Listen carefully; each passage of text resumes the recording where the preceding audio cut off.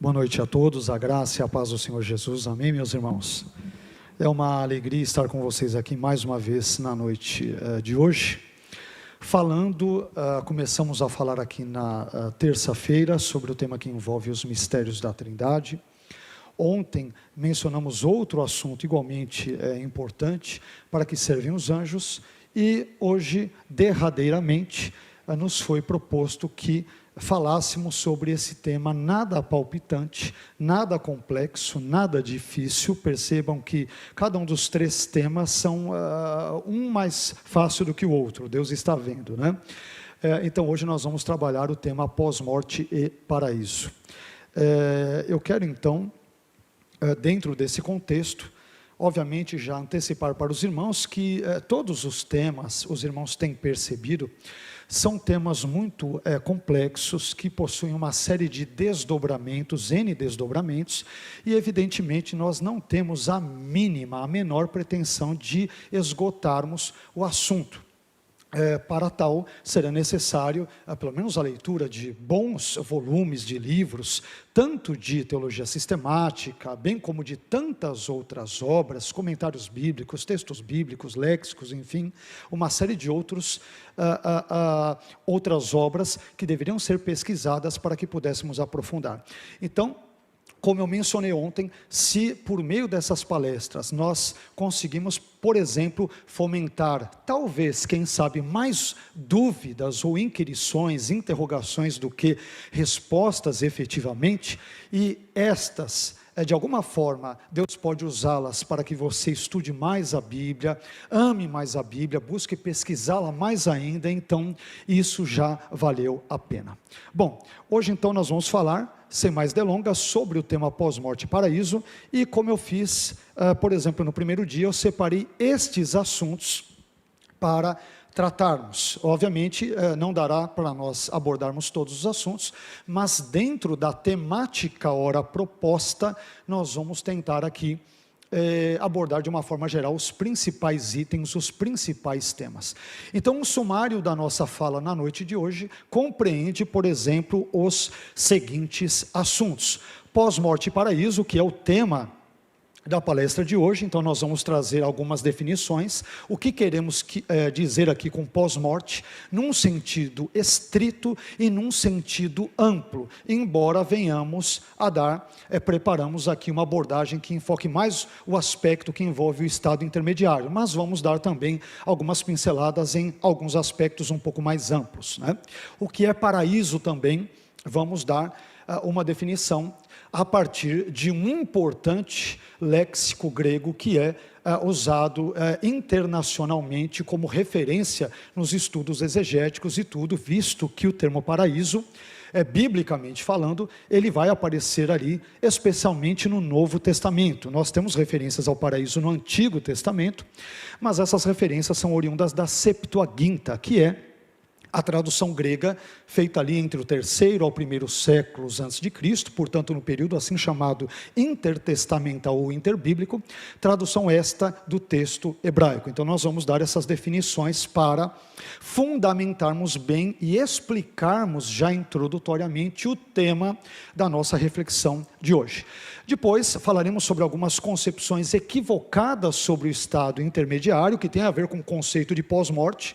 Eu separei 3 dessas concepções equivocadas, que são o purgatório, sono da alma e o aniquilacionismo.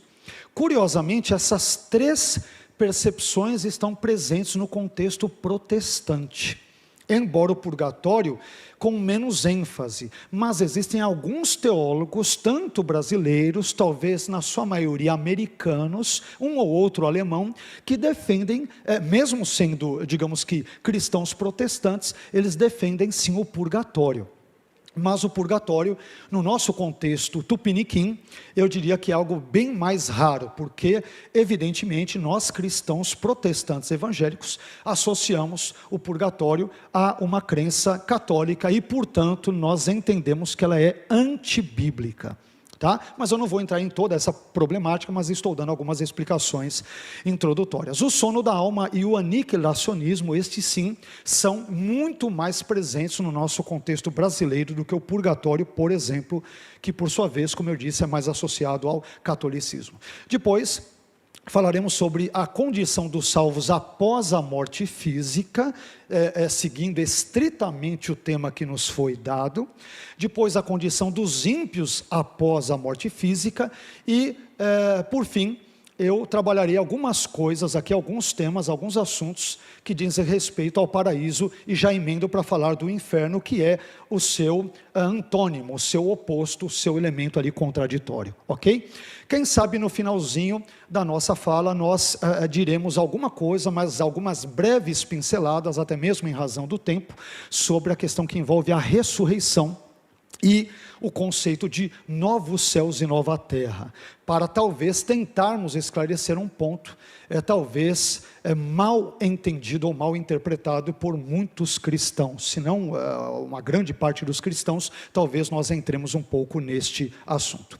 Bem, comecemos então falando sobre pós-morte e paraíso, dando algumas definições. Só lembrando um detalhe, mais uma vez, como nós estamos comemorando, sobretudo aqui a IBVA, a Semana da Bíblia, e o subtema é os mistérios da Bíblia, vocês perceberão, creio que devem ter percebido, desde a nossa primeira palestra, na terça-feira, ontem, e deverão perceber hoje, que tanto quanto for possível, eu buscarei destacar versículos bíblicos, trechos bíblicos, passagens da Bíblia, para tentarmos fundamentar ou calçar as declarações ou as proposições que nós estamos trazendo, tanto quanto isto nos for possível. Porque se formos extrair tudo aquilo que eu acho, que eu penso da minha cabeça, ou de autores, ou de teólogos, então não faz sentido comemorarmos a Semana da Bíblia. Então, percebam que sempre que possível, eu busco dar voz e vez às Escrituras. Leio textos bíblicos, os comento à medida em que isso é possível, para fazermos jus à semana, e a nossa tradição de fé protestante, que enfatiza a Bíblia, que honra a Bíblia, que reverencia a Bíblia, e que busca seguir ali, por exemplo, as suas doutrinas, os seus ensinos, e busca, obviamente, na medida do possível, colocá-los em prática, ok? Então, tendo dado esta observação, que eu acho muito pertinente, para nós não esquecermos o fio da meada que começamos desde terça-feira, então, agora sim, vamos trazer aqui uma definição de pós-morte. Quando falamos de pós-morte, nós podemos entender isto pelo menos de duas formas. Da forma estrita, essa expressão pós-morte, ela pode, por exemplo, ser entendida, como eu expliquei, como sinônimo de estado intermediário. O que é esta outra expressão? Estado intermediário, que tem a ver com o sentido mais estrito, mais limitado de pós-morte. O estado intermediário diz respeito ao estado ou condição em que se encontra o morto, entre a sua morte física e a ressurreição futura, seja este morto crente ou não, crente, incrédulo, não importa a fé, é o estado, é a condição em que este indivíduo que morreu fisicamente, sua morte física aqui na terra, até a ressurreição no contexto escatológico, perfeito? De uma forma mais ampla, mais abrangente, essa expressão pós-morte, ela abrange esse estado do morto entre a sua morte física até a eternidade, não apenas até o contexto da ressurreição, mas envolvendo o milênio, envolvendo ali o paraíso, dependendo do caso dos ímpios, o inferno, o sofrimento eterno, que é um elemento complexo em termos filosóficos e talvez éticos na teologia. Só para abrir aqui um parênteses importante, porque tem crescido de certa forma, guardadas as devidas proporções e reservas, porque tem crescido um número de pessoas que aderem, por exemplo, à perspectiva aniquilacionista, isto é, quando o sujeito ele morre, a sua alma e ou espírito sofre, por exemplo, por um tempo, mas depois Deus extingue a alma ou espírito, ele aniquila. Por quê? Porque esta ideia é vista como mais justa. Porque argumentam essas pessoas, e eu confesso que de uma perspectiva ética, né, de uma perspectiva moral, de uma perspectiva que envolve a teodiceia, ou chamado problema do mal, é estranho imaginar, poxa, como que pode pessoas que pecam contra Deus durante um período limitado de tempo na terra, por exemplo, 60 anos, 57 anos e meio, 84 anos e 9 meses, quer dizer, essas pessoas, elas pecaram por um determinado tempo. Por que então elas serão punidas eternamente? Parece que há uma desproporcionalidade entre o período de pecados ali cometidos e o período de castigo. Parece que há uma desproporcionalidade, a julgar pelos nossos parâmetros humanos, e por conseguinte parece que Deus é no mínimo arbitrário ou injusto. Então percebam que o inferno, ele tem um elemento ético, moral, filosófico muito complexo, que talvez eu busca entrar nessas questões, mas no finalzinho, já que o inferno ele envolve já o nosso último ponto, e conforme for eu entrarei nessa questão. Bom, depois disso, tendo definido o que queremos dizer com pós-morte, de forma estrita e de forma mais abrangente, agora sim é importante que nós definamos também o que queremos dizer com paraíso. E eu tirei essa breve definição de paraíso do BDAG. O BDAG é o famoso léxico que é usado no mundo todo nos estudos bíblicos neotestamentários, nos estudos do grego bíblico. BDAG é o léxico de Bauer, Denker, Arndt e Gingrich, por isso que é BDAG, são os sobrenomes desses 4 autores, que é um léxico de referência internacional, estudado no Brasil, na Alemanha, na Europa, nos Estados Unidos, no mundo de fala inglesa, espanhola, portuguesa, enfim, tudo que é o contexto, tá? Então eu estou usando uma obra de referência, e segundo o BDAG, o nosso termo paraíso, ele vem do antigo persa pairidaesa, que quer dizer invólucro. Termo este, pairidaesa, que ao ser passado para o hebraico, ele é traduzido no hebraico como pardes, que quer dizer jardim, e por sua vez passa ao grego como paradeissos, que também quer dizer jardim. Então, o nosso termo paraíso, ele vem em última análise de paradeissos, que é um termo grego. O que ocorre? Na literatura bíblica, paradeissos, ele pode se referir a 2 tipos de lugares. Primeiro, pode se referir ao jardim do Éden, conforme nós lemos na Septuaginta, por exemplo, do livro de Gênesis, onde o termo grego que nós mencionamos aqui, paradeissos, ele aparece 13 vezes só em Gênesis, né? Todas as referências estão aí. Aparece no capítulo 2 algumas vezes, capítulo 3 algumas vezes, e uma única vez no capítulo 13, capítulo 2, 3 e 13. Agora o que nos interessa é esta segunda acepção do termo. Em segundo lugar, o termo grego paradeissos, ele também se refere a um lugar transcendente de bem-aventurança. É isto que nos interessa aqui para a nossa discussão, para a nossa fala, para a nossa palestra na noite de hoje. E nesse sentido, como um lugar de bem-aventurança, paradeissos aparece apenas 3 vezes no Novo Testamento inteiro. 3 vezes apenas. Textos estes que, no devido tempo, no tempo apropriado, nós voltaremos a eles, vamos ler os textos, mas por hora eu vou apenas citar as referências bíblicas, que são Lucas 23, 43, 2 aos Coríntios 12, 4 e Apocalipse 2, 7. As 3 únicas referências ao termo grego paradeissos, que vai dar paraíso em português em todo o Novo Testamento. Aqui uma observação importante. No Antigo Testamento, quando a Septuaginta, em Gênesis, a tradução grega do Antigo Testamento hebraico, quando ela usa o termo paradeissos em Gênesis, ela usa sempre para traduzir o termo hebraico gan. Gan, em hebraico, é jardim. Gan Eden, jardim do Éden.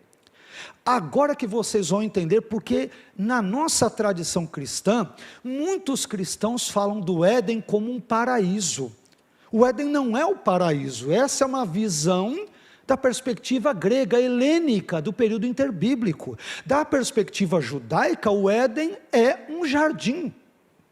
Deus plantou o jardim e colocou o homem para lavrá-lo, para guardá-lo, para cultivá-lo, só que a Septuaginta, com o passar dos séculos ou milênios, entre o terceiro e primeiro séculos antes de Cristo, traduziu gan, um simples jardim, como paradeisos, influenciado nesse contexto pela língua persa, pela cultura persa, pelo pensamento persa. Entendendo por quê? Hoje nós falamos, poxa, o jardim do Éden, né? Deus criou o homem e colocou ele no paraíso. O hebraico não diz que Deus colocou ele no paraíso, colocou ele num jardim. Então, paraíso já é uma modificação do termo a partir da influência grega, que por sua vez foi ali afetada pelo pensamento persa. Olha só que rolo, né? Então pensa que é fácil estudar teologia, meu filho? É por isso que todo teólogo é um pouco maluco, meio doido, e assim por diante, né? Olha como que o pastor Álvaro ficou hoje. É lamentável, mas nós vamos orar para que Deus o abençoe, né? Pastor Álvaro é uma bênção, evidentemente estamos brincando, né? Estudar teologia é uma bênção, estudar a palavra de Deus é uma bênção, e glórias a Deus por isso.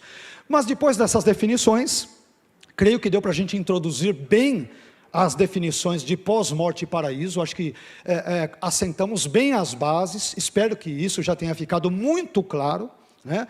E após esses fundamentos muito bem assentados, dá para a gente então caminhar com um pouco mais de leveza, segurança nesse assunto. Isso nos conduz a um segundo item na nossa fala, que envolve as concepções equivocadas sobre o estado intermediário. Por que estou enfatizando o estado intermediário? Lembrem-se que no primeiro ponto, ao definir pós-morte, eu disse em termos estritos que pós-morte é visto como sinônimo de estado intermediário, período entre a morte física e a ressurreição final. Então, há uma lógica toda bem amarrada e concatenada na nossa fala, só para explicar o porquê de estado intermediário. Bem, a primeira concepção é, portanto, bem conhecida, ou talvez nem tanto no nosso meio, visto que é mais católica e bem menos protestante, que é o conceito de purgatório. Um conceito que vai ser sistematizado e mais implementado ao longo da Idade Média, sobretudo no Concílio de Florença, ali na Itália, e em outros contextos ali posteriores, Trento e outros no contexto italiano. Então, purgatório, na doutrina católica, significa o seguinte, abre aspas, o lugar onde a alma do cristão é purificada do pecado, até que esteja pronta para ser aceita no céu. O purgatório, vou ser bem sincero, é uma crença muito atraente, muito sedutora, porque ele ensina, em outros termos, de forma bem objetiva, bem direta, que há uma segunda chance para o sujeito se arrepender dos seus pecados, para viver a vida eterna com Cristo no céu e tal, além desta vida.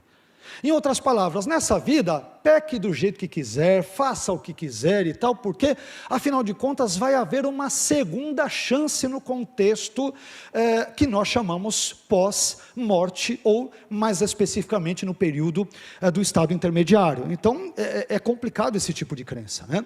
Ela não leva a sério textos como Hebreus 9, 27, onde é dito que aos homens está ordenado, né, morrerem uma vez, e depois disso nós temos o juízo, segue-se o juízo. Então, não há um juízo, porque esse juízo, então, no contexto vindouro, ele na verdade será mais um contexto purgante ou purificador, e ele não vai na verdade lançar ninguém ao inferno. Então fica fácil viver assim, né?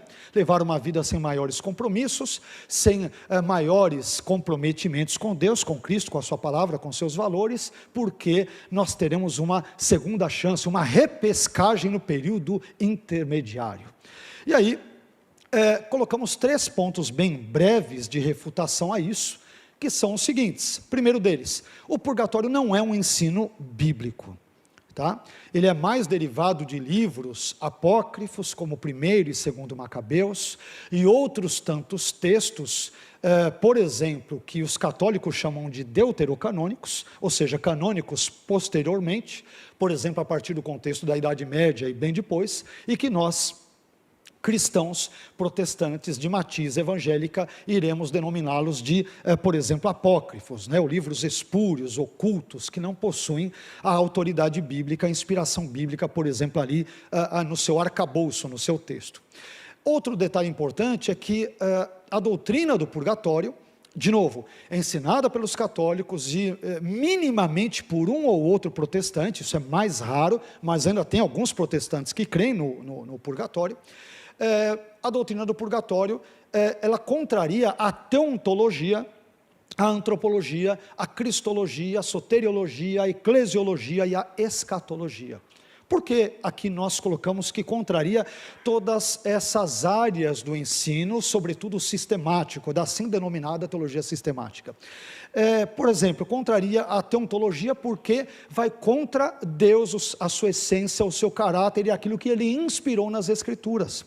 Vai contra a antropologia porque, e aqui eu me refiro evidentemente à antropologia bíblica, não é antropologia social, secularizada, humana, não, é antropologia bíblica, teológica, porque, como eu disse agora citando Hebreus 9, 27, aos homens está ordenado morrerem uma vez e depois ao juízo. Então é isso, em termos antropológicos, o que ocorre com o homem. Isso traz problemas para a cristologia, porque dá a entender que o sacrifício de Cristo na cruz, pelos nossos pecados, não é suficiente. Então, depois que o sujeito morre, ainda tem que purgar de outras formas, porque aquilo que Cristo fez na cruz, quando ele disse que estava consumado, na verdade não estava mais ou menos consumado. Isso deve ser consumado posteriormente, no contexto do estado intermediário, que é uma heresia. A soteriologia também compromete a soteriologia, porque o sujeito não precisa se converter neste mundo, entregar sua vida a Cristo neste mundo, não precisa pela graça depositar a sua fé em Cristo neste mundo, ele pode fazer isso em outro contexto que não é ensinado nas Escrituras. Compromete a eclesiologia, por quê? Porque a igreja, e não me refiro ao edifício, à alvenaria, às paredes, mas aos indivíduos, é o corpo de Cristo que é lavado e remido no sangue de Jesus.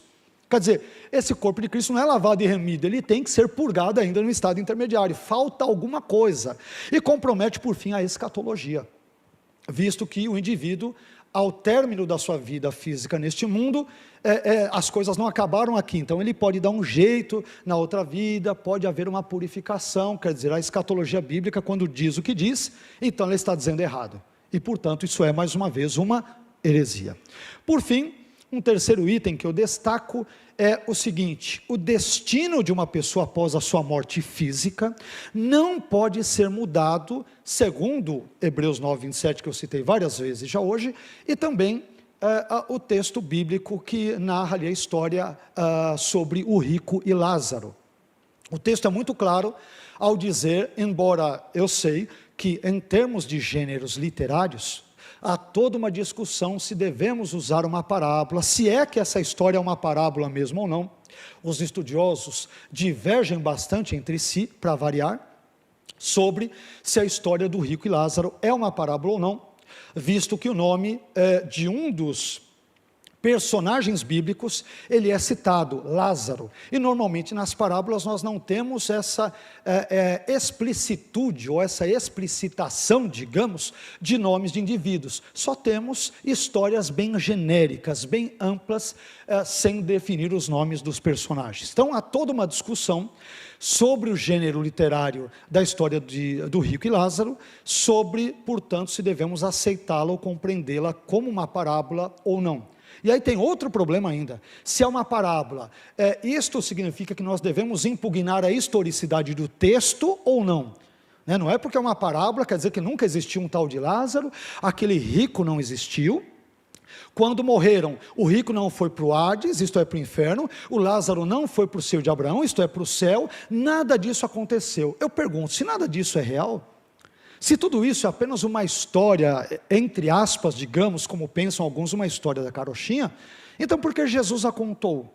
Porque ele perdeu o tempo dele, o dele não, que ele é eterno, né? Mas perdeu o meu tempo e o seu, ao lermos uma história que parece nos trazer um alento para os crentes, para os salvos em Cristo pela graça, sobre o seio de Abraão, sobre as benesses do mundo por vir, se nada disso é verdadeiro, é ilusório, é apenas uma bela história, que ajuda as crianças a ninarem, a dormirem bem, mas ela não possui ali o seu elemento histórico, ela é desprovida de historicidade. Então isso aí para mim não serve para nada. Essa história serve para quê? Não serve para nada. É apenas uma beleza literária, ela tem uma estética literária muito boa, mas ela não tem fins práticos, digamos que mais decisivos para a minha vida, para a sua e por que não dizer para a vida da humanidade. Então obviamente, eu não aceito esse tipo de interpretação, porque impugna a historicidade do texto e, portanto, nos faz crermos numa mentira, numa falácia muito bem engendrada, muito bem escrita, mas que não é minimamente digna de crédito ou de credibilidade. Bom, depois disso, nós vamos então para outro elemento importante, outra concepção equivocada do estado intermediário, que nós compartilhamos agora com vocês. Voltou aqui. Agora sim, que é o sono da alma. O sono da alma, ele é defendido, por exemplo, por adventistas do sétimo dia e por outros grupos, tá? Não necessariamente adventistas.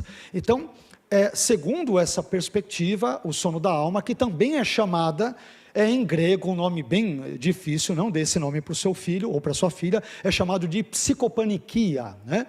Psicopaniquia, psico vem de psique, a ideia de alma, e paniquia, a referência ao sono, portanto é o sono da alma, ou uma referência ao fato de que quando os cristãos morrem, fisicamente falando, é claro, eles entram numa espécie de estado de existência inconsciente.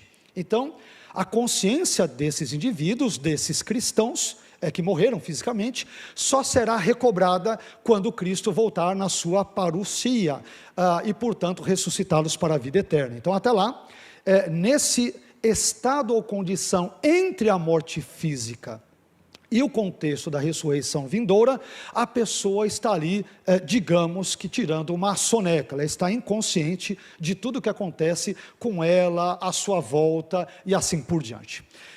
Para se basear nessa perspectiva, os defensores da mesma, por exemplo, de novo, mais uma vez, os nossos queridos amigos adventistas, eles vão dizer o seguinte: olha, a Bíblia usa várias vezes o termo dormir ou sono para se referir, por exemplo, à situação que ocorre ao indivíduo quando ele morre, não é isso?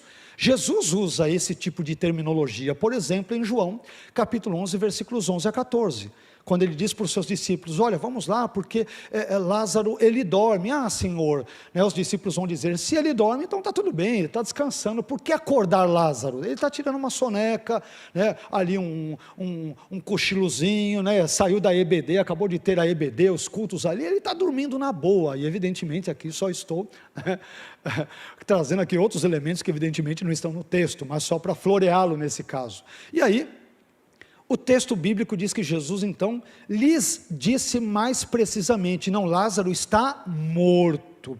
O próprio texto bíblico, em João capítulo 11, versículos 11 a 14, o próprio Jesus que diz que Lázaro dorme, faz questão de dar a interpretação adequada a isto é, ele está morto. Então, dormir aqui é uma metáfora. Assim como uma pessoa, ela trabalha o dia inteiro, realiza uma série de atividades, e chega no final do dia, ela está cansada. Então aquele sono, aquele descanso bem-vindo, que é temporário, é apenas para renovar as suas forças, ela vai depois acordar. Então é apenas uma metáfora que aponta para o descanso do trabalho, não tem nada a ver com a ideia de um estado de inconsciência que vai até a ressurreição. Em nenhum momento a Bíblia fala sobre isso. Então aí infelizmente, quem defende a ideia da psicopaniquia, ou do sono da alma, não compreendeu a linguagem metafórica, eu diria evidentemente metafórica, presente no texto, né? Então é uma figura de linguagem que nós devemos entender. Em segundo lugar, um argumento muito usado é aquele que aparece, por exemplo, no Salmo 115, 17, que diz que os mortos não louvam ao Senhor. E outro texto, também muito usado por adventistas e outros grupos que defendem o sono da alma, é Eclesiastes 9:10.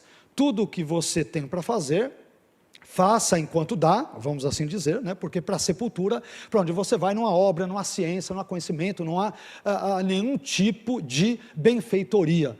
Então, de novo, esse tipo de ensino, ele simplesmente acaba perdendo de vista a ideia de que essas referências no Salmo 115, Eclesiastes 9 e tantas outras presentes na Bíblia, envolve uma linguagem chamada pelos estudiosos de linguagem fenomenológica, isto é, a linguagem da observação do fenômeno.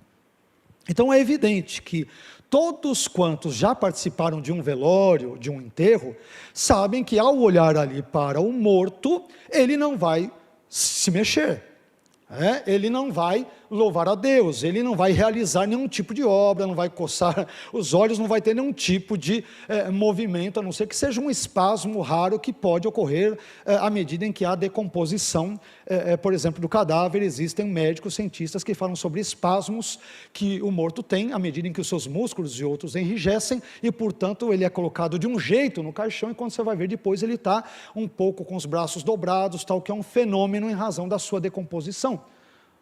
É outra história. Agora, é a questão fenomenológica. Nós usamos isso, por exemplo, quanto ao sol, não é? Nós não falamos sobre o nascer do sol e sobre o pôr do sol, quando na verdade é a Terra que se move no seu movimento ali de rotação, de translação e assim por diante. Pois é, mas é a linguagem da observação do fenômeno. Quando eu olho para a linha do horizonte, evidentemente em determinados momentos do dia eu tenho a percepção de que o sol está nascendo, está subindo no horizonte, e depois à tarde eu tenho a sensação de uma perspectiva fenomenológica que ele está baixando. É a mesma lógica, é a observação do fenômeno. Tá? Então, esse tipo, mais uma vez, de argumento, simplesmente ele não convence, ele não persuade. E por fim, o ensino que envolve o sono da alma, ele é antibíblico, conforme veremos daqui a pouco, no andar da carruagem, textos como Lucas 23, 43, Filipenses 1, 23, e outros textos, eles, a meu ver, refutam de forma claramente a ideia de sono da alma. Indo um pouco mais adiante, temos o terceiro item, que é aquele que envolve o aniquilacionismo.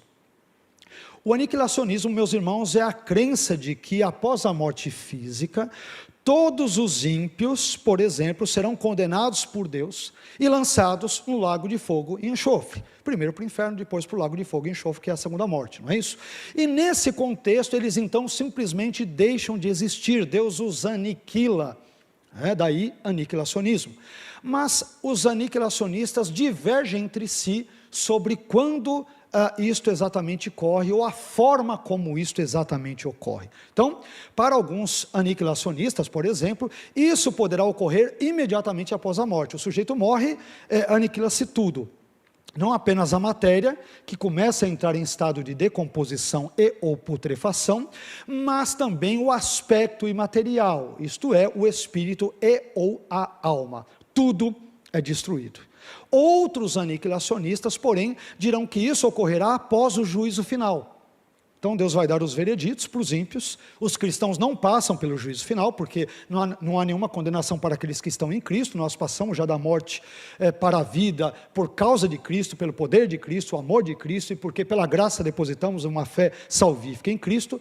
Mas para outros aniquilacionistas, após o juízo final, haverá apenas um breve período de consciência, ao qual eu me referi no início da palestra de hoje, no início da fala, e depois que esse sujeito sofre conscientemente no inferno e no lago de fogo e enxofre por um tempo, depois Deus simplesmente o destrói, Deus o aniquila. Por que há esse argumento? Eu já me adiantei em explicá-lo no início da minha fala. Porque para quem defende o aniquilacionismo, como eu disse e reitero, o aniquilacionismo ele é muito tentador, porque ele transmite um senso de suposta justiça, visto que ele entende que Deus seria profundamente injusto se condenasse pecadores que pecam apenas por um tempo definido na terra. Então Deus os condenasse de forma desproporcional durante toda a eternidade. Quer dizer, toda a eternidade é muito tempo, ou não? Quer dizer, o sujeito peca 50 anos, 30 anos, 20 anos, 80 que seja, um exemplo, e ele será condenado eternamente por ter cometido pecados temporais? Parece que soa injusto. Então percebam que esse argumento dos aniquilacionistas, ele é muito forte, porque ele mexe com o elemento emocional, ele mexe com o nosso senso de justiça. Onde já se viu um Deus que pune eternamente pessoas que pecaram apenas temporalmente, apenas por um breve período aqui na terra? Que Deus cruel, que Deus maléfico, que Deus maligno, como que pode, que Deus injusto que faz uma coisa dessas? Então o apelo do aniquilacionismo é muito grande, especialmente em épocas como a nossa, onde o politicamente correto está em todos os lugares e contextos, e também na igreja. Então na igreja somos, em razão da força que o politicamente correto exerce sobre nós, somos tentados a não pregar sobre certos temas, a não falarmos certas verdades, porque essas verdades elas vão na contramão dos pecadinhos de estimação dos membros da igreja. Então eu não posso fazer isso, porque senão eu vou confrontar o pecado do irmão, ele não vai mais trazer o dízimo, não vai mais ofertar, não vai mais vir aos cultos. Não gostei, porque o pastor ele fica muito falando de coisas ali, que isso é pecado, aquilo é pecado, eu sei que ele usa a Bíblia, está na Bíblia, mas eu não gosto porque isso machuca os meus pecadinhos de estimação. Então percebam que em épocas como a nossa, falar sobre o aniquilacionismo é tentador, porque de fato ele parece dizer, olha, o meu senso de justiça enquanto homem, ele é maior do que o senso de Deus. Deus é mais injusto do que eu pecador que seja, eu sou mais justo do que Deus. Em outras palavras, no lugar de Deus eu faria diferente. O que é o cúmulo da arrogância, da prepotência, justamente da carnalidade nesse aspecto. Bem, mas a refutação, primeira, o aniquilacionismo ele contradiz 2 Pedro 2,9. 2 Pedro 2,9 é um texto muito importante, porque esse texto, além do texto de Lucas, que nós citamos agora há pouco, Lucas 16, 19 a 31, que fala sobre o rico e Lázaro, mostra que os ímpios, quando morrem, eles já estão experimentando sofrimento. Então, eu coloquei aqui, não aparece para vocês, mas eu vou ler aqui a minha tradução de 2 Pedro 2,9 aqui do texto grego, que diz o seguinte: o Senhor sabe livrar os piedosos da tentação, mas os injustos sabe guardar, sendo castigados, aqui aparece um particípio presente em grego, para o dia do juízo. Então, aqui nós temos um termo grego que aparece aqui, um verbo grego que aparece em 2 Pedro 2,9, depois eu voltarei a esse texto um pouco mais adiante, que ele aparece na forma aqui de um particípio presente, ele aponta para algo que já está ocorrendo continuamente no presente, ou seja, o ímpio tão logo morra, infelizmente, olhando de uma perspectiva nossa humana, felizmente, porque Deus é justo e sabe o que faz, ele já está experimentando previamente os tormentos que depois se tornarão eternos após o juízo final. Ele já está sob o juízo divino e já está experimentando tormentos e castigos. Então, o texto grego de 2 Pedro 2,9 diz isso claramente. Eu vou ler algumas bíblias que trazem essa nuance, nem todas trazem, mas vou ler algumas, depois você pode anotar e tudo, fica à vontade, ou depois assistir novamente esse vídeo e fazer o seu estudo, as suas anotações, tá? Mas vamos lá. Então, vamos citar aqui algumas traduções, várias traduções, por exemplo aqui, brasileiras, de 2 Pedro 2,9, entendem esse versículo como uma referência a um castigo prévio que já está sendo experimentado pelos ímpios antes do dia do juízo final. Vamos citar alguns exemplos? Primeiro a Ara, Almeida Revista Atualizada, 2 Pedro 2,9, tá? Vou citar 2 Pedro 2,9 em várias traduções. A Ara diz: é porque o Senhor sabe livrar da provação os piedosos e reservar sob castigo os injustos para o dia de juízo.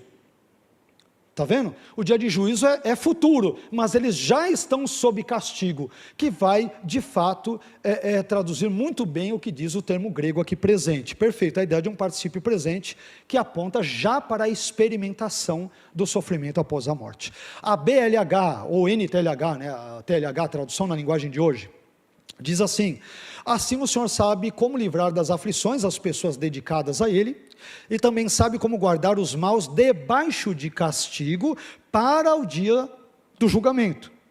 Então já estão sob julgamento e depois vai haver, digamos, que a corroboração ou confirmação disso no juízo final. A Bíblia de Jerusalém, que é católica, feita por católicos e protestantes, vai dizer: é certamente porque o Senhor sabe libertar os piedosos da tentação e reservar os injustos sob castigo à espera do dia do julgamento. Já estão experimentando o castigo, estão traduções corretas, né? Aí você pode pegar a NVI, diz: vemos, portanto, que o Senhor sabe livrar os piedosos da provação e manter em castigo os ímpios para o dia do juízo. Eles são mantidos em castigo no presente e depois ainda haverá o juízo. Tá? Que mais? Tem a tradução de um estudioso de grego português que se chama Frederico Lourenço, onde ele diz assim: o Senhor sabe salvar os piedosos da provação, porém sabe guardar os injustos, castigados até o dia do juízo. Perfeita tradução, ele entendeu exatamente o que o texto grego, o que o verbo grego diz aqui. Perfeito? Então, um ímpio, quando morre, segundo a Bíblia, ele já está sob o castigo, sob a punição divinas ali impostas sobre ele. Um terceiro item que eu aqui alisto é que o aniquilacionismo ele ignora a parte ofendida pelo pecado, que é Deus. E aqui eu já estou me adiantando, estou dando um spoiler, não total, mas parcial, do porquê, mesmo a pessoa tendo pecado temporalmente, durante 30, 20, 40, 50 anos, e não a eternidade, ela é punida eternamente. Por quê? Porque ela pecou contra um Deus que é eterno, cuja lei é eterna, e cuja desobediência à mesma também acarreta consequências eternas. Ele não pecou contra um ser humano, porque todo pecado, em última análise, é cometido contra Deus. O que o salmista diz no Salmo 51? Mesmo tendo pecado contra Batseba, contra Urias e aquela coisa toda, o que ele diz no Salmo 51? Contra ti somente pequei, porque todo pecado, em última instância, em última análise, é a violação de um Deus santo, absolutamente santo. E é por isso que o pecado, por ser cometido contra um Deus eterno, que transgride leis eternas, ele não tem outra consequência, senão consequências igualmente eternas. Ainda que tais pecados sejam cometidos temporalmente no tempo e no espaço, por 10, por 20, por 30, por 50, não importa essa cronologia. Importa que a parte ofendida, Deus, ao criar essas consequências, ele, de forma sábia, absolutamente sábia, ele não é só sábio, ele é onissapiente, ele é todo sábio, ele portanto, de forma justa e correta, sensata e prudente, porque ele sabe o que faz, decidiu, soberana, graciosa e sabiamente, punir, mesmo pecadores que pecam temporalmente, durante toda a eternidade. Existe um outro argumento, que não está explícito na Bíblia, mas que eu posso trazer, mas não vou já dar o spoiler quanto a ele agora. Quando falar depois do inferno, eu volto a mencioná-lo. Por ora, só vou mencionar esse item na nossa fala. Indo um pouco mais adiante, deixa eu ver aqui se dá, espera um pouquinho, agora sim, nós vamos ver, por exemplo, a condição dos salvos após a morte física. Então, dentro desse assunto, eu selecionei, como eu havia prometido a vocês, alguns textos bíblicos, né? Então, como que nós entendemos essa perspectiva, onde os salvos, em que contexto eles se encontram após a morte física? Então, após a morte física, a alma dos cristãos, ela vai imediatamente para a presença de Deus. Nós separamos, evidentemente, por uma questão de tempo, de espaço, de logística, apenas alguns dos textos mais emblemáticos, mais importantes, que vão corroborar esse tipo de afirmação, esse tipo de proposição. O primeiro deles, talvez um dos mais clássicos e tradicionais, é Lucas 23, 43. Quando Jesus conversa com um dos criminosos ali na cruz, chamado pela tradição de Dimas, ele diz, Lucas 23, 43, e disse-lhe Jesus, em verdade te digo que hoje estarás comigo no paraíso.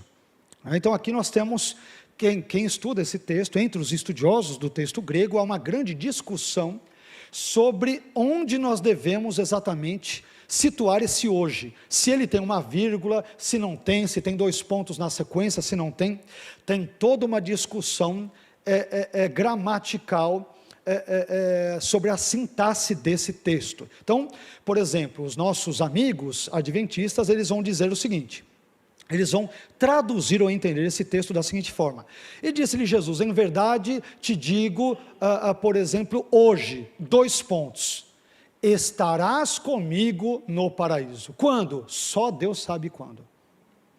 Mas o sujeito está morrendo. E desde quando ele saber que em algum momento, a perder de vista, ele estaria no paraíso com Jesus, isso traria paz, segurança, o alento ao seu coração. Desde quando? Então, mesmo porque o verbo aqui, te digo, ele já está no presente, então seria redundante dizer, em verdade te digo hoje. Claro, quem está dizendo uma coisa naquele momento, está dizendo hoje, não amanhã ou depois. Então seria uma redundância boba. Então faz mais sentido pegarmos traduções como esta, dizendo, em verdade te digo que, dois pontos, ou te digo, dois pontos, hoje estarás comigo no paraíso. Hoje estarás comigo no paraíso. E isso sim traria alento e verdadeira e profunda esperança, ou seja, eu vou morrer daqui a alguns instantes, daqui a alguns minutos, não sei durante quanto tempo ainda me resta, mas eu sei que tão logo eu fecho os olhos, eu já estarei com o Senhor.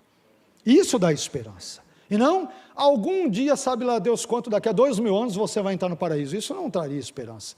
Até lá, o que você vai fazer? Você vai ficar 2000 anos inconsciente, dormindo. Não faz o menor sentido.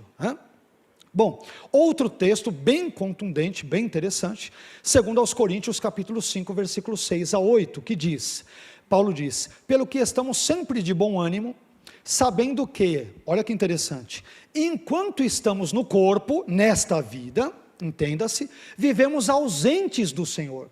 Nós não temos um contato mais íntimo com o Senhor enquanto estamos nesse corpo. Então, claro, não quer dizer que Deus não fale conosco, que não escute as nossas orações, mas digamos que um contato mais íntimo nós não temos, ou se alguém tiver, serão muitíssimo, poucas pessoas que terão.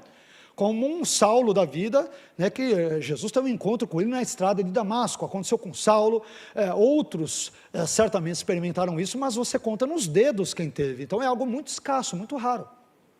Mas quando nós morremos, é o argumento de Paulo, esse contato escasso no corpo físico na terra, ele se aprofunda no contexto pós-morte, para o cristão, para o salvo. Então, de novo, vamos lá. Pelo que estamos sempre de bom ânimo, sabendo que, enquanto estamos no corpo, vivemos ausentes do Senhor. E aí parece que ele traz uma declaração parentética, dizendo, porque andamos por fé e não por vista. Olha só, porque eu não consigo visualizar isso, mas eu creio que o Senhor está comigo, mas não tenho como ter uma comunhão mais íntima com Ele. Olha lá o versículo 8, 2 Coríntios 5, 8. Mas temos confiança e desejamos antes deixar este corpo para habitar com o Senhor. Ele não diz, a minha confiança é deixar esse corpo e ter um grande sono da alma, que eu vou ficar inconsciente e não vou me lembrar de mais nada. Não. olha, a minha esperança é deixar esse corpo ser aniquilado totalmente para depois Deus ter que recriar uma nova vida lá. Não. A minha esperança é que ao deixar esse corpo, eu estarei já na sequência habitando com o Senhor, e portanto, eu não estarei mais ausente dele, como ele disse antes, eu estarei próximo dele, na presença dele. Esta é a esperança de Paulo, bem como é a esperança majoritariamente dos cristãos de ontem, de hoje e de sempre. Isso é uma esperança, né, que injeta fé, amor, sabe, no nosso coração, aquela esperança profunda que só Deus e a sua palavra verdadeiramente podem nos trazer. E aí, um outro texto é Filipenses capítulo 1, versículos 21 a 23, que aparece todavia no slide só como 1:23, mas na verdade eu selecionei do 21 a 23, que diz: porque para mim o viver é Cristo, e o morrer é ganho ou lucro. Então ele faz uma antítese entre viver e morrer. Então ele diz, olha, se viver eu vivo, né, por Cristo, Cristo está comigo, se eu morrer é ganho. Eu fico imaginando que ganho seria, se eu morrer eu vou ficar num estado inconsciente, se eu morrer eu vou ser aniquilado. Que ganho é esse? Que ganho estranho, né? Será um argumento muito estranho. Agora ele continua, mas se o viver na carne, no corpo físico, me der fruto da minha obra, se Deus quiser me manter vivo, para eu trabalhar para a obra, ganhar almas, fundar igrejas, enfim, pessoas serem salvas por meu intermédio, então, olha lá, não sei então o que devo escolher, isto é, se eu fico vivo ou se eu parto desse mundo. Poxa, se der fruto, Deus me deixa vivo então, né? Eu quero que Cristo, né, seja glorificado e tal. Versículo 23, mas de ambos os lados, isto é, estando vivo ou depois morrendo, estou em aperto. Mas ele revela, tendo desejo de partir e estar com Cristo, porque isto é ainda muito melhor. Eu fico imaginando, poxa, eu tenho desejo de partir porque eu vou dormir e vou ficar inconsciente a vida toda, isso é muito bom. E como que uma pessoa inconsciente vai estar com Cristo? Ou sabe que está com Cristo? Ou uma pessoa que é aniquilada, piorou. Como que ela estará com Cristo se ela será aniquilada? Não tem o menor sentido, o menor cabimento, não tem pé nem cabeça, não faz sentido. Então, a morte física, com a morte física de um cristão, ele fecha os olhos aqui, nesse mundo terreno, para abri-los no outro mundo, estar na presença imediata do Cristo ressurreto, do Senhor Jesus Cristo de Nazaré. Essa é a nossa grande esperança. Estar com Cristo e sobretudo, meus irmãos, como nós tentaremos dar uma pincelada no final, a grande esperança dos cristãos, isso é importante dizer, não é a vinda de Jesus. A vinda de Jesus faz parte do pacote, é óbvio, não estou dizendo que ela não é importante, não estou menosprezando, é evidente, tá? Mas a grande esperança dos cristãos é a ressurreição. O que Paulo vai dizer em 1 Coríntios capítulo 15? Se Cristo não ressuscitou, é inútil a nossa fé, nós ainda permanecemos nos nossos pecados, e eu estou sendo cristão à toa, estou gastando meu tempo, gastando o tempo de outras pessoas, parafraseando, é inútil. Então a grande esperança nossa, de nós cristãos, é a ressurreição. Nós seremos ressuscitados, num contexto evidentemente escatológico, que não sabemos precisamente como ocorrerá e quando, mas a partir de então nós viveremos eternamente com o Cristo igualmente ressurreto. Esta é a grande esperança cristã, essa é a grande esperança, e é por isso que Paulo, em 1 Coríntios 15, ao responder a alguns coríntios, que eram incrédulos quanto à ressurreição, ele fica abismado, ele diz, como alguns de vocês dizem que não há ressurreição. Veja bem, a igreja de Corinto, fundada pelo próprio Paulo, alguns ali não acreditavam que a ressurreição era real.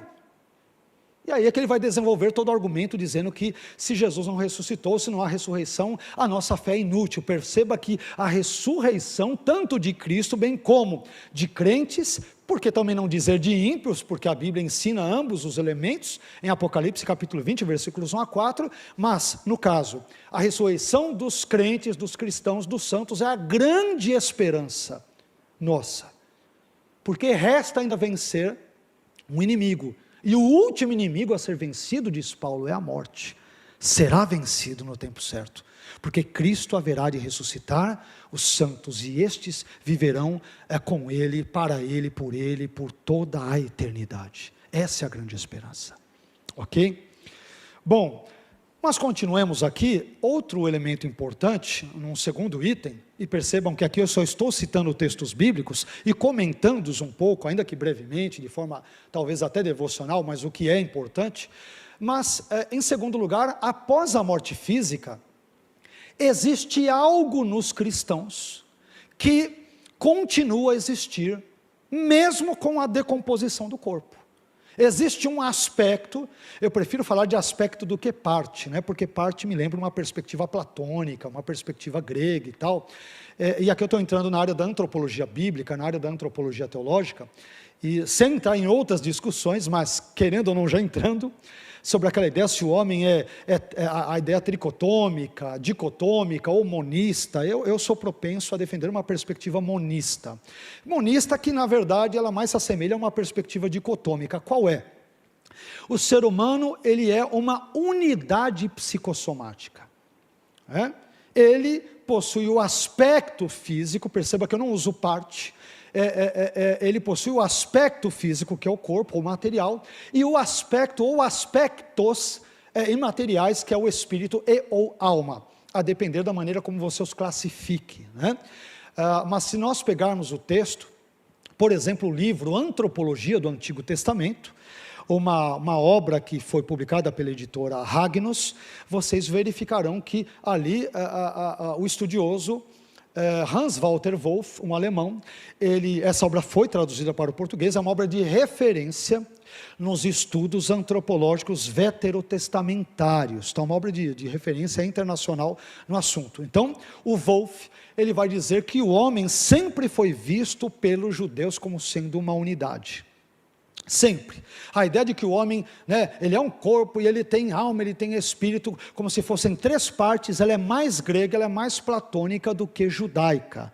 Apesar, adiantando-me, antes que alguém pergunte, mas como que fica? 1 Tessalonicenses 5:23, e o mesmo Deus de paz os santifique em tudo, em todo o vosso espírito e alma e corpo sejam plenamente conservados, irrepreensíveis até a vinda de nosso Senhor Jesus Cristo. Quando Paulo, ele traz esses três elementos, ele não necessariamente está defendendo uma perspectiva tripartite, em termos antropológicos, mas está usando os elementos distintos, ou os aspectos distintos, que compõem no seu todo uma mesma unidade psicossomática.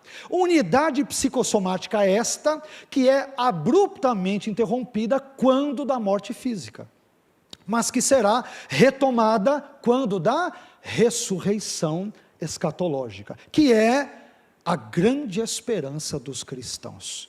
Por isso que a ressurreição de Cristo, e por conseguinte dos cristãos, por meio da obra de Cristo, é a grande esperança dos cristãos.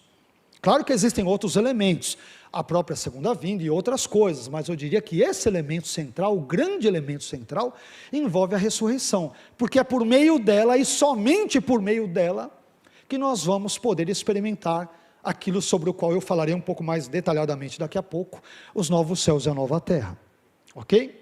Por ora, mencionemos apenas isto, mas vamos lá. Então, após a morte física, existe algo no ser humano, algum aspecto nele, que sobrevive ou continua a existir mesmo após a morte física. E eu tenho pelo menos, salvo engano, devo ter separado 3 textos bíblicos que, de forma mais clara, eu diria, ensinam isso. O primeiro texto é Mateus 10:28, que diz: e não temais os que matam o corpo e não podem matar a alma. Temei antes aquele que pode fazer perecer no inferno a alma e o corpo. Então, essa impossibilidade que homens ou coisas ou situações têm de matar a alma, esse aspecto imaterial do homem, aponta para a sua sobrevivência após a morte do corpo físico. Outro texto, outros 2 textos, muito mais contundentes do que este já é, a meu ver, embora alguns possam interpretá-lo de um jeito ou de outro, mas outros 2 em Apocalipse, que são muito claros.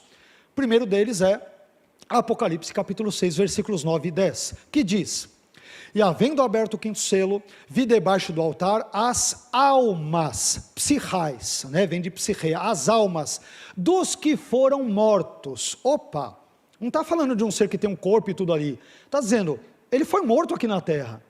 E a alma dele, onde está? Ela está em outro lugar, debaixo de um altar na visão de João. Olha lá, vi debaixo do altar as almas dos que foram mortos, o corpo ficou morto na terra e a alma está em outro lugar, por amor da palavra de Deus, foram mártires, e por amor do testemunho que deram. O que acontece com esses mortos? Estão dormindo? Estão aniquilados? Estão inconscientes? Eles clamavam com grande voz. Opa! Almas desencarnadas estão clamando com grande voz, elas têm consciência. Elas têm consciência do porquê pararam naquela condição. Olha lá, até quando, ó verdadeiro e santo dominador, não julgas e vingas o nosso sangue dos que habitam sobre a terra? Elas fazem reivindicação, sabe por quê? Porque não foram aniquiladas, porque não estão inconscientes, elas têm uma consciência clara de quem são, de onde estão, mas apenas estão querendo entender quando Deus entrará em juízo contra os seus algozes, contra os seus perseguidores aqui na terra. Então esse é um texto absolutamente, absurdamente contundente, sobre a sobrevivência da alma, desse aspecto imaterial no homem, após a morte física. Muito claro, muito óbvio, né? Aqui não tem nenhum tipo de malabarismo que você possa fazer com o texto para dizer, não, não é isso, é aquilo, não tem o que fazer, tá? Outro texto semelhante é Apocalipse capítulo 20, versículo 4. João diz, e vi tronos, e assentaram-se sobre eles aqueles a quem foi dado o poder de julgar.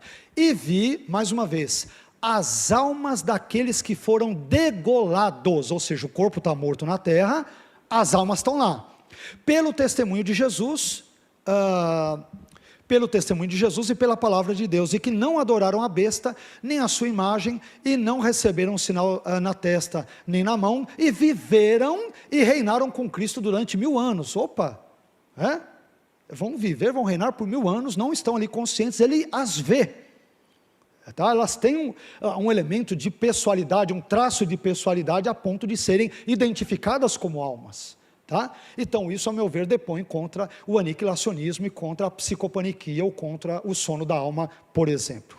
Depois, nós temos agora, nós já nos adiantamos sobre esse ponto, mas eu vou tocar nele de novo, nós temos aqui a condição dos ímpios após a morte física. Então, vejamos aqui, Lucas 16, versículos 22 a 25, já falamos sobre isso, só estou agora corroborando melhor, fundamentando melhor aquilo que já dissemos.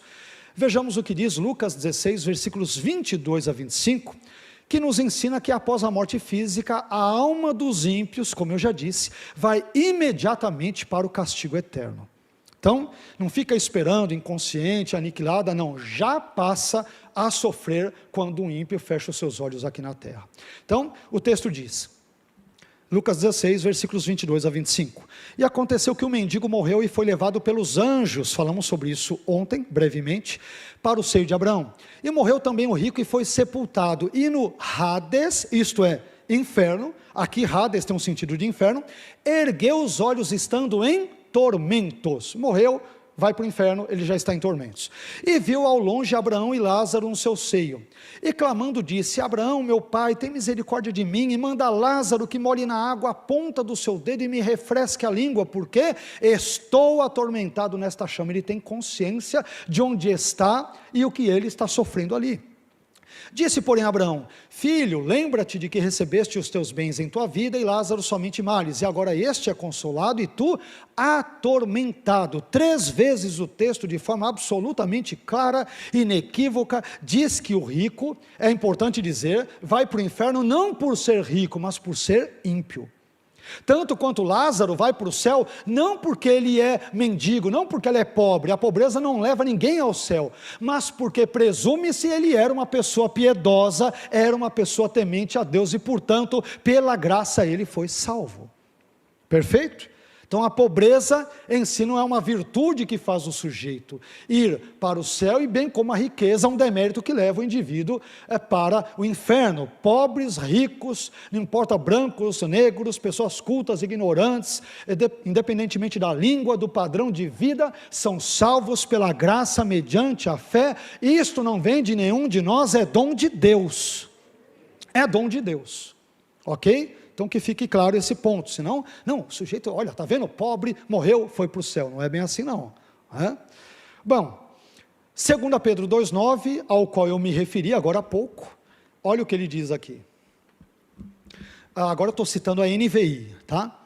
Vemos, portanto, que o Senhor sabe livrar os piedosos da provação e manter em castigo. Aqui a ideia do manter em castigo, é que eu enfatizei apenas o em castigo, vem do verbo grego, que é um particípio presente, que é o verbo kolazomenos, que por sua vez vem de kolazo, que quer dizer punir ou castigar. Então perceba que os ímpios, eles já estão sendo mantidos em castigo antes de irem para o juízo final. O juízo final vai apenas confirmar ou corroborar ou consubstanciar algo que eles já estão de alguma forma experimentando no assim denominado teologicamente estado intermediário entre a morte e a ressurreição. Bom, vamos agora para os dois últimos itens, que são o paraíso e depois o inferno. Paraíso, nós vamos ver apenas os textos bíblicos sobre isso, e depois o inferno a gente vai dar uma trabalhada um pouquinho mais detalhada. Hoje eu vou tentar acabar um pouco mais cedo a nossa fala, quem sabe dará para algumas perguntas, respostas, dará para nós as tratarmos ou trabalharmos. Bom, então o paraíso, não sei se vocês se lembram, eu mencionei bem na introdução da minha fala que nós temos 3 textos bíblicos neotestamentários, 3 únicos textos que citam o termo grego paradeisos, que vai ser traduzido como paraíso, e que por sua vez veio lá do antigo persa pairidaesa. Mencionei isso lá na frente, perfeito? Então vamos ver quais são esses 3 textos. Primeiro, Lucas 23, 43. Então o paraíso, a gente vai perceber, dentro de uma das definições do BDAG, que eu dei bem no início, do léxico de Bauer, Denker, Arndt e Gingrich, o paraíso, portanto, é um lugar transcendente de bem-aventurança. Nesse sentido, ele é citado em Lucas 23, 43, que diz: e disse-lhe Jesus ao Dimas, assim chamado pela tradição, em verdade te digo que hoje estarás comigo no paraíso. Outro texto muito interessante, este segundo texto de Coríntios, segundo aos Coríntios 12, versículos 2 a 4, é muito importante porque esse texto nos ensina que paraíso é sinônimo de céu. Esse é o texto bíblico que nos ensina no Novo Testamento que paraíso é sinônimo de céu. Vamos lá lê-lo com cuidado? Olha lá, Paulo diz: conheço um homem em Cristo que há 14 anos, se no corpo não sei, se fora do corpo não sei, Deus o sabe, foi arrebatado até ao 3º céu. Prestem atenção na continuidade do seu raciocínio. E sei que o tal homem, se no corpo, se fora do corpo, não sei, Deus o sabe, foi arrebatado ao paraíso. Então perceba que ele usa expressões paralelas. Primeiro ele diz, eu grifei, foi arrebatado ao 3º céu, e depois, falando a mesma coisa com outras palavras, ele diz, foi arrebatado ao paraíso. Portanto, o paraíso é sinônimo aqui de 3º céu, é céu. E ali o que ocorre? Ouviu palavras inefáveis de que ao homem não é lícito falar. Então aqui já esclarecendo uma dúvida, muito comum em nosso meio, é a seguinte: paraíso, céu, seio de Abraão, são todas palavras e ou expressões sinônimas. Seio de Abraão é usado no contexto de Lucas, porque o contexto ali ele tem uma perspectiva mais judaica, né? Porque as pessoas vão ali, como é um contexto judaico, apesar do texto ter sido escrito em grego, então a ideia presente no judaísmo é justamente de que quando as pessoas morriam, elas iam para o seio de Abraão. Aliás, existe um comentário que me vem à mente, que é um comentário judaico, em hebraico, chamado Bereshit Rabbah, ou comentário de Gênesis, né? Breshit. Gênesis, Rabá, a ideia do comentário. Então, existe um comentário, Breshit Rabá, no capítulo 48, que diz que Abraão, no futuro, ele estará assentado à porta da Guiena, entenda-se, do inferno, e ele impedirá que os judeus circuncidados entrem ali. Isto é, o simples fato de você pertencer ao judaísmo e ter o sinal da aliança te confere automaticamente a bem-aventurança futura e eterna. Jesus desmente isso, Paulo desmente isso, João Batista desmente isso. O que Jesus disse? Ali, claro, João Batista, aquele contexto todo de Mateus 13 e tal, raça de víboras, quem ensinou vocês a escaparem do fogo eterno, tal, né? Saibam que mesmo dessas pedras, Deus pode tornar, né, ou tirar filhos a Abraão. Não pensem que por serem descendentes de Abraão, parafraseando o texto, o futuro está assegurado. Não, é necessário arrependimento para entrar lá. É o mesmo argumento de Paulo em Romanos 9, no famoso e controvertido capítulo 9 de Romanos, é o mesmo argumento, onde ele vai dizer que nem todos os que são de Israel, do Israel étnico, são de fato israelitas, ou seja, aquele remanescente piedoso, de fé, nem todos eles. E ele vai terminar no capítulo 9, versículos 30 a 33, ali de Romanos, dizendo a causa de Israel ter tropeçado. Por que Israel tropeça? Por causa da sua incredulidade. Porque o que salva a pessoa não é vir da descendência física de Abraão, mas é pela graça depositar uma fé salvífica em Cristo. É isto que salva seres humanos, e a fé vem pelo ouvir e o ouvir pela palavra de Deus. Por isso que temos que pregar o evangelho, trabalhar com missões, né, estudar a Bíblia, ensinar as pessoas, para que a palavra de Deus injete fé em nosso coração, e esta fé de fato nos permita cada vez mais amarmos a Cristo, a sua obra, os irmãos, e realizarmos a sua obra. Amém? Então esse ponto eu creio que tenha ficado também claro. Outro item, e o último, a última referência ao paraíso na Bíblia, em Apocalipse, está em Apocalipse 2,7. Esse versículo, meus irmãos, nós sabemos que foi endereçado originalmente à igreja de Éfeso, né, dentro daquelas 7 igrejas da Ásia e tudo que nós conhecemos bem. Mas evidentemente, esse versículo contém uma promessa que ultrapassa os limites geográficos de Éfeso, e portanto ele também diz respeito à igreja de Cristo de todas as épocas e lugares, como por exemplo a esta igreja e todas as verdadeiras igrejas de Cristo espalhadas pela face da terra. E aí olha o que Apocalipse 2,7 diz: quem tem ouvidos, ouça o que o Espírito diz às igrejas. Ao que vencer, dar-lhe-ei a comer da árvore da vida que está no meio do paraíso de Deus. E aí nós vamos ver depois, possivelmente, uma relação com esse texto e aquilo que encontraremos em Apocalipse 22, versículos 1 a 5, sobretudo. Bom, caminhando para o final, nós temos então uma referência ao inferno. Vamos falar um pouco do inferno. Eu quero começar falando, antes de definir o que é o inferno, vou usar uma definição teológica e depois vou usar fundamentações escriturísticas, mas antes de falarmos sobre o que o inferno é, comecemos falando sobre o que ele não é. Eu coloquei pelo menos 4 coisas que o inferno não é, poderíamos acrescentar outras tantas.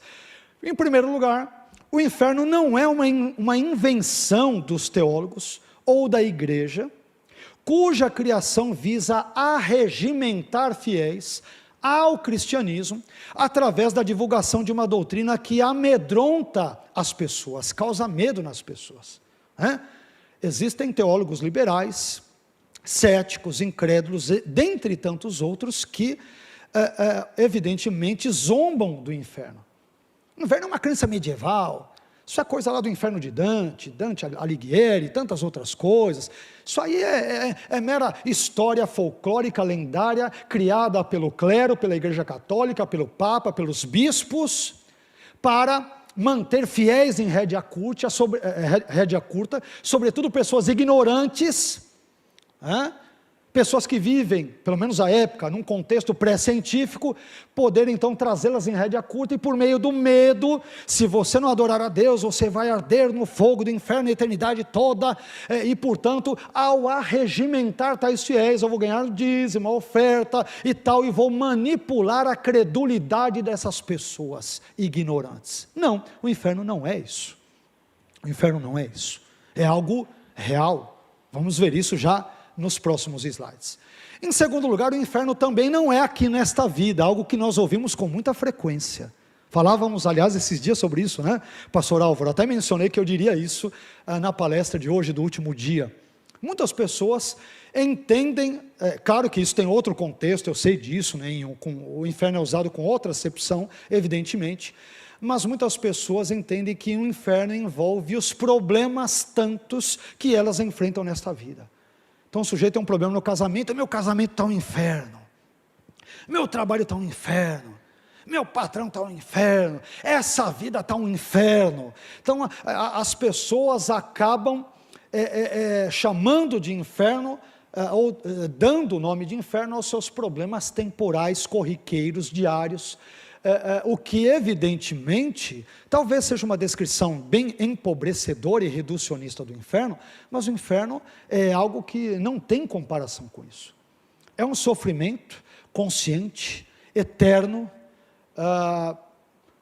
cuja dimensão não temos condições de aquilatar, e que envolve não problemas corriqueiros do dia a dia, mas a ira de um Deus santo, justo, todo-poderoso, que a descarrega de forma absolutamente justa sobre pecadores impenitentes que, podendo voltar-se para Ele, decidiram dizer não a Ele. De forma resumida, isso é o inferno. E não os nossos problemas diários, mazelas, envolvendo questões financeiras, matrimoniais, familiares, físicas e tantas outras desse tipo e de outra forma. Em terceiro lugar, o inferno não é um lugar ou condição de sofrimento temporário, como, por exemplo, aniquilacionistas, mencionamos antes, vez por outra defendem. A pessoa vai sofrer por um tempo, 20 anos, 30 anos, 40 anos, 50, não sabemos, 100, enfim, e depois ela simplesmente é aniquilada. A Bíblia categoricamente diz que este sofrimento, este castigo, esta punição é para sempre. Não sou eu que digo isso, é a Bíblia que diz isso. E várias vezes, por sinal, não uma, nem duas, diversas vezes diz isso. Então, os nossos problemas, voltando ao item 2, nesta vida, por piores que sejam, nem de perto se aproximam daquilo que a Bíblia de fato chama verdadeiramente de inferno. Em último lugar, por fim, o inferno não é contrário ao caráter amoroso de Deus. Onde já se viu um Deus que manda as pessoas para o inferno, como Ele é cruel, como Ele é maléfico, como Ele é maquiavélico, e algo do gênero.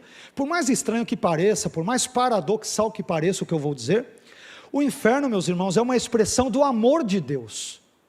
Do amor de Deus. O inferno existe porque o Deus que o criou ama as suas criaturas. Eu sei que soa muito estranho o que eu estou dizendo, mas eu quero dizer com isso o seguinte: Deus nos ama tanto, ou ama tanto a humanidade que Ele criou, a sua imagem e semelhança, a ponto de permitir que nós, suas criaturas, digamos não a Ele. O amor não é uma coisa que é imposta. Você não vai ver um casal se aproximando aqui do altar, aqui do púlpito, o marido ou a esposa, um com um revólver com 38 na cabeça, do outro dizendo me ame, senão eu te mato, algo do gênero. Não, o amor, ele presume o não da outra parte, porque o amor ele envolve a concordância, no caso do casamento, por exemplo, é apenas um exemplo, uma concordância mútua e voluntária. Que Deus nos ama, isso é fato, mas a grande pergunta é se nós o amamos. Então, Deus ama tanto as suas criaturas que permite que estas digam não a Ele. E ao dizerem não de forma reiterada, sistemática, contumaz, recalcitrante ao longo de toda a sua vida, e ao fecharem os olhos, terrenamente falando, nestas condições, evidentemente o que resta, infelizmente, mas biblicamente para tais pessoas, é o sofrimento e ou castigo eternos. É isso que a Bíblia nos ensina. Bom, Tendo dito que não é o inferno, vejamos agora o que é o inferno. E eu trouxe aqui uma definição de Kendall Isley, na sua obra 52 palavras que todo cristão deve conhecer. Palavras ali evidentemente bíblicas, termos bíblicos, expressões bíblicas, mas é uma obra em inglês que, pelo que me consta, não foi traduzida para o português. Veja só o que Isley diz. O inferno é o nome dado ao lugar ou à condição final dos seres humanos não regenerados e também dos espíritos malignos, no qual eles conscientemente sofrem punição eterna e vivem separados de Deus para sempre. É um lugar ou condição de tormento espiritual, psicológico e corporal dos homens, do qual nunca haverá esperança de libertação. Então as palavras aqui são muito contundentes, são muito fortes. E agora eu caminho para o final, dizendo, segundo a Bíblia, o que o inferno é. Eu pelo menos separei 6 coisas, com seus respectivos versículos comprobatórios, para que entendamos o que é o inferno, segundo a Bíblia. Em primeiro lugar, o inferno, ele é um lugar e ou condição real. É um lugar real ou condição real. Não é história da carochinha, não é um mito, não é um folclore, não é uma lenda, e assim por diante. Veja o que diz Lucas 12:5. Mas eu vos mostrarei a quem deveis temer. Temei aquele que depois de matar, tem poder para lançar no inferno, uma concepção locativa de lugar, né? No inferno, presume um lugar. Sim, vos digo, a esse temei. Portanto, é um lugar claramente ensinado na Bíblia. Em segundo lugar, não poderia, fazendo algumas observações sobre novos céus e nova terra e sobre a ressurreição, e aí eu passarei para o querido pastor Álvaro, ou o pastor Marcos, enfim, para que vocês conduzam na sequência. Em sexto e último lugar, eu também descubro que, agora sim, o inferno é um lugar destinado aos ímpios e aos demônios. Aos ímpios e aos demônios. Mateus 25:41 diz isso. Então dirá também Jesus aos que estiverem à sua direita, à sua esquerda, homens, apartai-vos de mim, malditos aqui são ímpios, são pessoas, para o fogo eterno. Que lugar é este? Preparado para o diabo e seus anjos. Então, o inferno, embora preparado para o diabo e seus anjos, infelizmente também contará com presença humana de pessoas ímpias ou pessoas não regeneradas. Quero terminar a minha fala dizendo o seguinte, que quando Jesus voltar, os mortos em Cristo, isto é, os cristãos que morreram, eles ressuscitarão primeiro, conforme o testemunho de 1 Tessalonicenses 4, e depois os cristãos vivos, nessa época da volta de Cristo, da parousia, serão transformados, e portanto ambos, mortos em Cristo e cristãos vivos, se encontrarão com o Senhor nos ares. Em seguida, Jesus volta à terra e instala o assim chamado milênio, que alguns entendem que é um período literal de 1000 anos, e outros simplesmente um período extenso de tempo, 1000 anos seria algo simbólico. E aí, logo após a instalação do milênio, nós teremos a implantação dos novos céus e nova terra, conforme Apocalipse no capítulo 22 nos ensina, logo no início do capítulo. E aqui, meus irmãos, cabe uma observação importante. É muito comum os cristãos crerem naquilo que eu chamaria ou chamo de teoria da evacuação. O que é a teoria da evacuação? É a crença de que na eternidade a terra será totalmente evacuada, ou seja, ela ficará deserta, e que em razão disso os cristãos eles viverão como almas ou espíritos desencarnados no céu, como se fossem anjos tocando harpa, pulando de nuvem em nuvem, durante toda a eternidade, algo que a Bíblia não ensina. Porém, perceba que a Bíblia, ela fala sobre novos céus e nova terra. Frequentemente enfatizamos apenas os novos céus, mas, por N razões, nós desprezamos o complemento do texto bíblico, nova terra, é uma nova criação, não é isso? Só que Me permitam dizer, por que será que nós seremos ressuscitados? Lembram que eu falei da ressurreição no início? Diz que depois eu daria uma breve pincelada, com perdão pela redundância, sobre isso no final. Então, por que nós seremos ressuscitados? A ressurreição, que é um tema central para a fé cristã, como eu disse reiteradas vezes. Porque nós continuaremos a viver com o mesmo corpo que tínhamos antes na terra, mas desta vez sendo um corpo glorificado e, portanto, não mais sujeito aos pecados, às mazelas, às intempéries e às situações de uma vida pré-glorificação. Correto? Então é importante dizer isso porque alguns cristãos, ainda que inconscientemente, impensadamente, eles parecem possuir uma crença que se assemelha ao gnosticismo.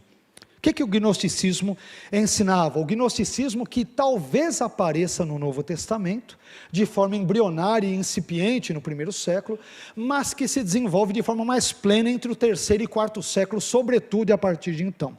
Então o gnosticismo, uma perspectiva especialmente grega e platônica, ele vai dizer que a matéria é má.